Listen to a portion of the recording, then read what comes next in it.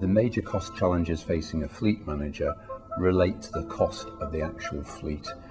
That person will be coming under immense pressure at the moment to bring those costs down, and it's about looking at every single cost that a fleet incurs, not just the rental of the fleet, but the ongoing revenue expense that incurs in terms of running of that fleet. In the short term, there are some things that a company can be doing to reduce their costs. Predominantly, they fall around the running costs of the fleet, i.e. fuel, miles covered and business trips.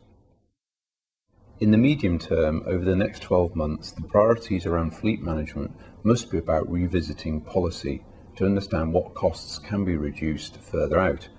But sooner than that, it's also about managing the fleet to its best extent, i.e. making sure it's all being used efficiently. The main cost challenges strategically over the next 3 years for a fleet really revolve around understanding how that fleet policy is calibrated to what the business is going to do, how it's going to manage during these recessionary times, and what it's going to do as it brings itself out of that recession with the rest of the economy.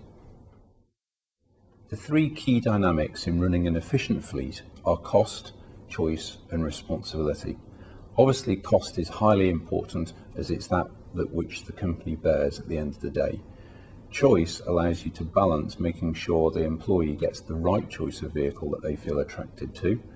And finally, responsibility makes sure that the employer can carry out their responsibilities to keep the employee safe and meet any regulatory guidelines.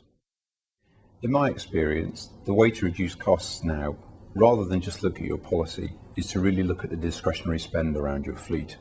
Two key areas that could give you something right now are to try and reduce the amount of fines or penalties that employees incur, and secondly, to make sure that trips aren't being made unnecessarily and employees are making good use of teleconference and video conference facilities.